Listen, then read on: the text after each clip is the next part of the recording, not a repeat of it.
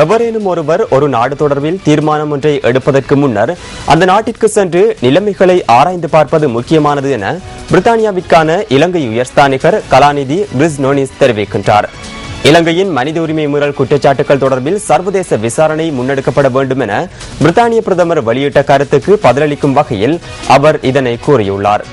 பண்டாரநாயக்க சர்வதேச மாநாட்டு மண்டபத்தில் அமைக்கப்பட்டிருந்த பொதுநலவாய அமைப்பின் ஊடக மையத்தில் இடம்பெற்ற ஊடகவியலாளர் சந்திப்பொன்றில் கிறிஸ் நோனிஸ் இந்த கருத்தை வெளியிட்டுள்ளார்.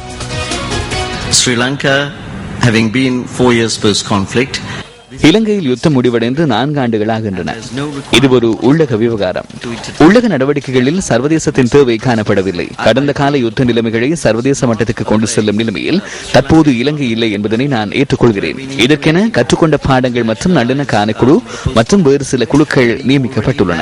இந்த விடயத்தை சர்வதேசத்துக்கு கொண்டு செல்வதற்கான தேவை எம்மிடம் இல்லை. இலங்கை தொடர்பில் சர்வதேச நாடுகள் விசாரணைகளை மேற்கொள்ளும் நிலையில் நாங்கள் தற்போது இல்லை. ஆயினும் ஒருவர் தொலைக்காட்சி அல்லது நாளிதழ் ஒன்றை மேற்கோள் காட்டி கருத்து வெளியிடுவதனை தடுக்க முடியாது. கேமரன் மாத்திரம் இதனை செய்யவில்லை, மேலும் பலர் இதனை செய்துள்ளனர். இவ்வாறு எமக்கு தொடர்ந்தும் நடக்கிறது. நாம் பெற்றுக்கொண்ட முன்னேற்றம் தொடர்பில் வெளிப்படுத்த வேண்டும். எவரேனும் ஒருவர் இது தொடர்பில் தீர்மானம் ஒன்றை எடுப்பதற்கு முன்னர் அந்த நாட்டுக்கு சென்று நிலைமைகளை ஆராய்ந்து பார்ப்பது முக்கியமானது. இலங்கைக்கு வருகை தரும் ஒருவர் கொழும்பு மற்றும் யுத்தத்தால் பாதிக்கப்பட்ட வடக்கிற்கு மாத்திரம் விஜயம் செய்யாது, தெற்கு மற்றும் கிழக்கு மாகாணங்களுக்கு விஜயம் செய்து நாட்டில் உள்ள தமிழ், முஸ்லிம் மற்றும் சிங்கள மக்களை சந்திக்க வேண்டும். கருத்து வெளியிடுவதற்கு முன்னர் அனைத்தையும் சமமாக பார்க்க வேண்டும். அதன் பின்னரே இலங்கை மக்கள் பல ஆண்டுகளாக ஒற்றுமையாக வாழ்கின்றார்கள் என்ற விடயத்தினை அவர்கள் உணர்ந்து கொள்வார்கள்.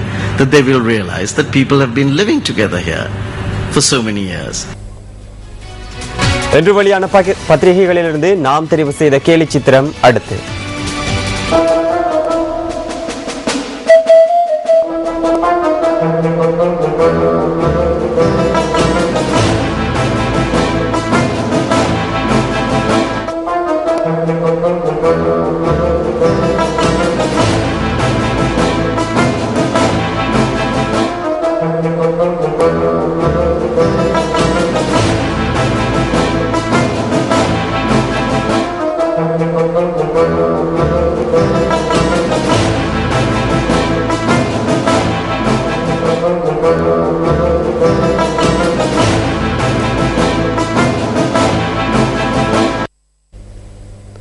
சிந்தனையை தூண்டும் அறிஞர் வாக்கு அடுத்து.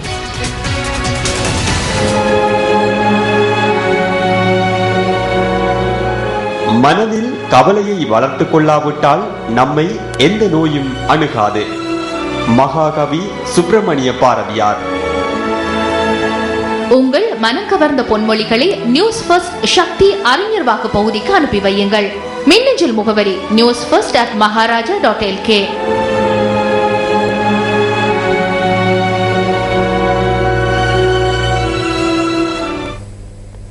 விளம்பரங்களின் பின்னர் நியூஸ் ஃபர்ஸ்டின் பிரதான செய்திகள் தொடரும்.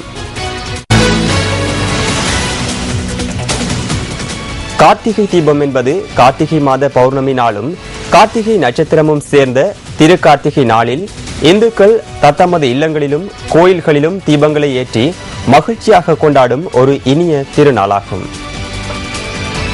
கார்த்திகை மாதத்தில் வரும் கார்த்திகை நாள் ஏனைய கார்த்திகை நாட்களினை விடவும் விமர்சையாக இந்துக்களால் கொண்டாடப்பட்டு வருகின்றது. வீடுகளில் மாலை வேளையில் முற்றத்தில் தீபங்களை ஏற்றுவதுடன் ஆலயங்களிலும் விசேட பூஜை வழிபாடுகள் நடைபெறும். சிவபெருமான் சோதி பிழம்பாக தோன்றிய காட்சியை நினைவு கூர்ந்து இல்லங்களை விளக்குகளால் அலங்கரித்து ஒளி வெள்ளத்தில் இல்லங்கள் ஒளிபெறும். காணாமல் போன தமது உறவுகளை மீட்டு தருமாறு வலியுறுத்தி வவுனியா நகரில் இன்று முற்பகல் தீப்பந்த போராட்டம் முன்னெடுக்கப்பட்டது. வவுனியா மாவட்ட பிரஜைகள் குழு, காணாமல் போனோரை தேடும் உறவுகளின் சங்கம் ஆகியன இணைந்து இந்த போராட்டத்தை ஏற்பாடு செய்திருந்தன.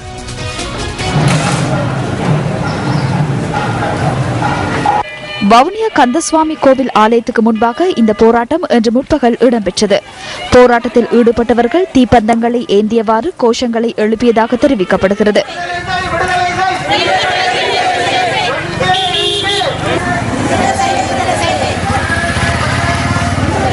இதேவேளை பல்வேறு வாசகங்கள் பொறிக்கப்பட்ட பதாகைகளையும் அவர்கள் தாங்கியிருந்தனர்.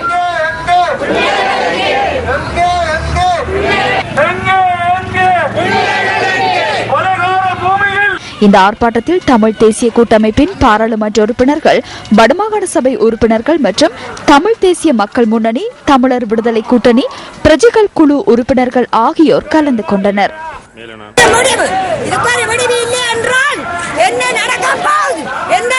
அந்த மக்களுக்கு விடிவு வேண்டும். தங்களுடைய உறவுகளையும் தங்கள் தலைவர்களையும் இழந்து விட்டிருக்கின்றவர்களுடைய எதிர்கால வாழ்வாதாரம், அவர்களுடைய வாழ்க்கை, எங்களுடைய பண்பாட்டிலே கணவனை இழந்துவிட்ட ஒரு தாய், அவள் தன்னுடைய நெற்றியிலே எந்த பொட்டை இடுவது என்று கலங்கிக் கொண்டிருக்கிறாள். பிள்ளைகளை இழந்துவிட்ட தாய், பெற்றோர் தங்களுடைய குழந்தைகள் எங்கே, என்னுடைய எதிர்காலத்தை தீர்மானிப்பதற்கு நான் பெற்றெடுத்த அந்த குழந்தை எங்கே, அந்த உழைப்பவன் எங்கே, என்னுடைய மகன் எங்கே என்று கேட்கின்ற பெற்றோரை நாங்கள் பார்க்கிறோம். நிபந்தனைகளின்றி தெரிவுக்குழுவில் இணைந்து கொள்ள முடியாது என தமிழ் தேசிய கூட்டமைப்பின் மட்டக்களப்பு மாவட்ட பாராளுமன்ற உறுப்பினர் பொன் செல்வராசா தெரிவிக்கின்றார். மட்டக்களப்பில் நேற்று நடைபெற்ற நிகழ்வொன்றில் கலந்து கொண்டு உரையாற்றிய போதே அவர் இதனை குறிப்பிட்டார். இனப்பிரச்சனை தீர்வை தருவோம், நீங்கள் செலக்ட் கமிட்டிக்கு வாருங்கள், தெரிவில் குழுவுக்கு வாருங்கள் என்று கூறுகிறார்கள். தெரிவில் குழுவுக்கு வருவதிலே பிரச்சனை இல்லை, ஒரு நிபந்தனையை தாருங்கள் என்று தமிழ் தேசிய கூட்டமைப்பு கேட்கின்றது. நிபந்தனையை தருவதற்கு அரசாங்கம் மறுக்கிறது. விமல் வீரவன்ச, சம்பிக்க ரணவற்ற போன்ற அமைச்சர்களை அமைச்சரவையிலே வைத்திருக்கின்ற, தெரிவிக்குழுவிலே வைத்திருக்கின்ற அரசாங்கத்தின் முன்னிலையில் நிபந்தனை இல்லாமல் நாங்கள் தெரிவிக்குழுவிலே பங்கு பெற்ற முடியுமா? தலாத்துவோயா பகுதியில் இடம்பெற்ற வாகன விபத்தில் 5 பலியாகியுள்ளனர். இந்த விபத்தில் காயமடைந்த 20 பேர் வைத்தியசாலையில் அனுமதிக்கப்பட்டுள்ளனர். ரந்தினிகல கண்டி தலாத்தோயா பகுதியில் இந்த விபத்து இடம்பெற்றுள்ளது. பதுளையிலிருந்து கண்டி நோக்கி சென்ற வேன் ஒன்றும் கண்டியிலிருந்து ஹாரகம பகுதிக்கு சென்ற பஸ் ஒன்றும் மோதுண்டதில் இந்த விபத்து இடம்பெற்றுள்ளது. ஹாரகம பகுதியில் உள்ள வளைவொன்றில் வேனின் வேகத்தை கட்டுப்படுத்த முடியாமல் பஸ்ஸுடன் மோதியுள்ளதாக போலீசார் குறிப்பிட்டனர். மரண சடங்கொன்றுக்கு சென்றுவிட்டு வேன் ஒன்றில் வீடு திரும்பிக் கொண்டிருந்தவர்களை இவ்வாறு விபத்துக்குள்ளாகியுள்ளனர். கட்கஸ்தோட்ட குஹாகொட பகுதியைச் சேர்ந்த 29 பேர் இந்த வேனில் பயணித்துள்ளதாக போலீசார் குறிப்பிட்டனர். இவர்களில் 2 பெண்களும் 2 சிறுவர்களும் உயிரிழந்துள்ளதாக போலீசார் குறிப்பிட்டனர். அவர்கள் உறவினர்கள் என்பதோடு வேன் சாரதியின் மனைவியும் 12 வயதுடைய மகனும் உயிரிழந்துள்ளனர். இந்த விபத்தில் காயமடைந்தவர்கள் கண்டி வைத்தியசாலையில் அனுமதிக்கப்பட்டதோடு அவர்களில் 3 மேலதிக சிகிச்சைகளுக்காக பேராதனை வைத்தியசாலைக்கு மாற்றப்பட்டுள்ளனர்.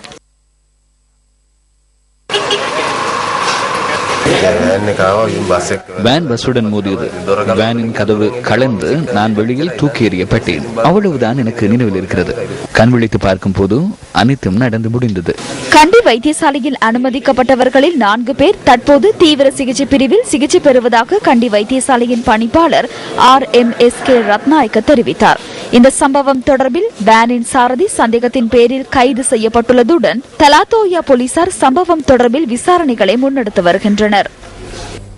மாத்தரை கம்புருப்பேட்டிய உளல்ல பகுதியில் நேற்றிரவு இனந்தெரியாதோர் மேற்கொண்ட தாக்குதலில் போலீஸ் உத்தியோகத்தர் ஒருவரும் அவரது மனைவியும் உயிரிழந்துள்ளனர்.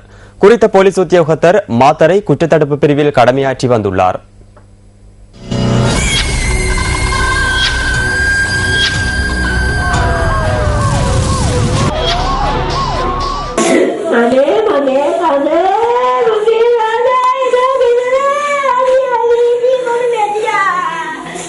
மாத்தரை கம்புருப்பேட்டிய உளல்ல பகுதியில் உள்ள போலீஸ் உத்தியோகத்தர் ஒருவரது வீட்டிற்கு நேற்றிரவு குழு ஒன்று வந்துள்ளதாக போலீஸ் ஊடக பிரிவு குறிப்பிட்டது. இதன்போது போலீஸ் உத்தியோகத்தர் அவரது மனைவி மற்றும் 2 பிள்ளைகளுடன் வீட்டில் இருந்துள்ளதாக தெரிவிக்கப்படுகின்றது. வீட்டிற்கு வருகை தந்த குழு போலீஸ் உத்தியோகத்தர் மற்றும் அவரது மனைவி மீது தாக்குதல் நடத்தியுள்ளது. குறித்த சம்பவத்தில் 2 வயதான சிறு குழந்தையொன்று காயமடைந்துள்ளதாகவும் குறித்த குழந்தை கராப்பிட்டிய வைத்தியசாலையில் அனுமதிக்கப்பட்டு சிகிச்சை பெற்று வருவதாகவும் போலீசார் குறிப்பிட்டனர். இந்த சம்பவத்தில் கொலை செய்யப்பட்ட போலீஸ் உத்தியோகத்தர் மாத்தரை குற்றப்புலனாய்வு பிரிவில் கடமையாற்றி வந்த வெலிகம லியனாராட்சிகே சுனில் என்பவரும் அவரது மனைவியுமே ஆவர்.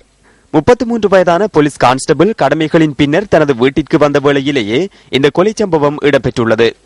29 வயதான உத்துப்பிட்டிய அப்புலாகே அப்சரா என்ற அவரது மனைவியும் சம்பவத்தில் உயிரிழந்துள்ளார். இந்த சம்பவத்தில் வீட்டிலிருந்த மூத்த குழந்தையின் உயிரை காப்பாற்ற முடிந்துள்ளது. தகரத்துக்கு அடிக்கும் சத்தம் எனக்கு கேட்டது. வீதியில் இருவர் கதைத்துக் கொண்டு அங்கும் இங்கும் நடமாடிக் கொண்டிருந்தனர். எங்கள் வீட்டுக்கு மேல் பக்கமாக அவர்கள் பின்னர் சென்றனர். அந்த இடத்தில் முச்சக்கர வண்டி ஒன்று நிறுத்தி வைக்கப்பட்டிருந்தது. பின்னர் அந்த முச்சக்கர வண்டியும் வேகமாக புறப்பட்டு சென்றது. நான் நேரத்தை பார்த்தேன். நேரம் 10:15. பின்னர் நான் வீட்டை பூட்டிவிட்டு எனது குழந்தைகளையும் கட்டி அணைத்துக் கொண்டு அம்மாவுடன் பேசிக்கொண்டே விரைவாக சென்று கடைப்பக்கம் பார்ப்போம் என கூறினேன். சம்பவம் இடம்பெற்ற வீட்டுக்கு அருகே நின்று பார்த்தேன். பார்க்கும்போது எந்த ஒரு வெளிச்சமும் தெரியவில்லை. இருட்டில் யாரோ கதைத்துக் கொண்டிருந்தனர். வீட்டின் அறையில் மின்குமிழ் ஒளிர்ந்தது. கதவும் கொஞ்சம் திறந்திருந்தது. இந்த இரட்டை கொலை சம்பவத்துடன் தொடர்புடைய சந்தேக நபர்களை கைது செய்வதற்கான சாட்சியங்களை பெற்றுக் கொள்வதற்கு போலீசார் இன்று மோப்ப நாய்களின் உதவிகளை பெற்றுக் கொண்டனர். இந்த மோப்ப நாய் அயலில் உள்ள வீடொன்றிற்கு அருகில் சென்று நின்றுள்ளதாக தெரிவிக்கப்படுகின்றது.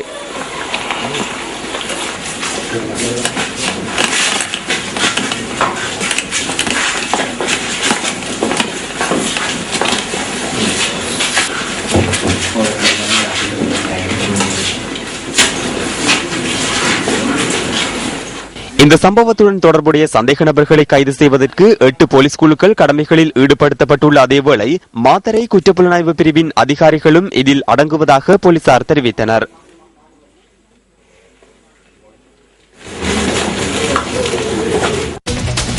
ஜனநாயக கட்சி ஏற்பாடு செய்திருந்த மக்கள் சந்திப்பு ஒன்று நேற்று கிரிந்திவெல பகுதியில் இடம்பெற்றது. ஐக்கிய தேசிய கட்சியின் இளைஞர்கள் முன்னணியின் முன்னாள் செயலாளரும் ஜனநாயக கட்சியின் தொம்பே தொகுதி அமைப்பாளருமான இந்திக பண்டார இந்த மக்கள் சந்திப்பை ஏற்பாடு செய்திருந்தார். இந்த நாட்டை நிர்வகித்த பழமை வாய்ந்த அரசியல் கட்சி இன்று உங்களை கஷ்டத்தில் வீழ்த்தியுள்ளது. தண்ணீர் கேட்கின்ற மக்கள் மீது துப்பாக்கி பிரயோகம் செய்கின்ற, தமது உரிமைகளுக்காக போராடுகின்ற தொழிலாளர்கள் மீது துப்பாக்கி பிரயோகம் மேற்கொள்கின்ற, கல்வி சுகாதாரம் உள்ளிட்ட அனைத்து துறைகளையும் வீழ்ச்சியடைய செய்துள்ள இந்த அரசாங்கம் தொடர்ந்தும் இருக்க வேண்டுமா என்பதை நீங்கள் தீர்மானியுங்கள். எமது போலீஸ் உத்தியோகத்தர்கள் எவ்வாறு சேவை செய்கின்றார்கள் என்று பாருங்கள். மக்களை ஒழுங்குபடுத்துகின்றார்கள், எங்களை பார்க்கின்றார்கள், மக்களை பார்க்கின்றார்கள். திடீரென்று இவர்கள் சென்று சூதாட்ட நிலையம் ஒன்றை சுற்றி வளைத்தால் என்ன நடக்கும்? பெட்டியை கழுத்தில் வைத்துக் கொண்டு ஒவ்வொரு திசைக்கு செல்ல வேண்டி ஏற்படும். அவ்வாறானதொரு காலம்தான் தற்போது ஏற்பட்டிருக்கின்றது. இவற்றுக்கு எதிர்ப்பு தெரிவித்து நாம் நிமிர்ந்து நிற்க வேண்டும். உங்களுடைய பொருளாதாரம் வீழ்ச்சி அடைந்துள்ளது. உங்களுடைய எதிர்பார்ப்புகள் வீழ்ச்சி அடைந்திருக்கின்றன. நாடு ஊழலினால் நிறைந்து காணப்படுகின்றது. ஆசியாவின் ஆச்சரியத்துக்கு நாம் செல்லவில்லை, ஆசியாவின் அபாயத்திற்கு தான் செல்கின்றோம். சிங்கப்பூரில் தனிநபர் வருமானம் $48,000 காணப்படுகின்றது. சீனாவில் தனிநபர் வருமானம் $32,000 தென்கொரியாவில் $28,000 காணப்படுகின்றது. ஆனால் இலங்கையில் $2,000 காணப்படுகின்றது. இந்த நிகழ்வின் போது ஏனைய கட்சி உறுப்பினர்கள் சிலரும் ஜனநாயக கட்சியில் இணைந்து கொண்டனர்.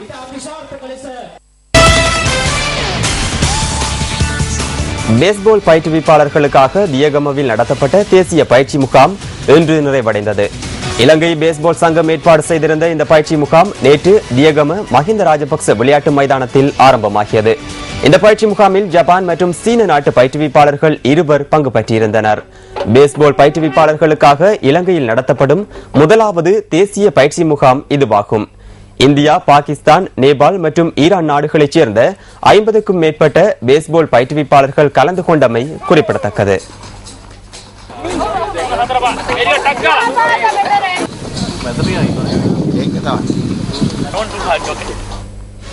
இத்துடன் நியூஸ் ஃபர்ஸ்டின் இரவு 8 மணி பிரதான செய்திகள் நிறைவு பெறுகின்றன. மீண்டும் சந்திப்போம் நியூஸ் ஃபர்ஸ்டின் 10:45 பிரதான செய்திகளோடு. வணக்கம். Hotline 0114-896-896 www.newsfirst.lk. Feedback at newsfirst.lk.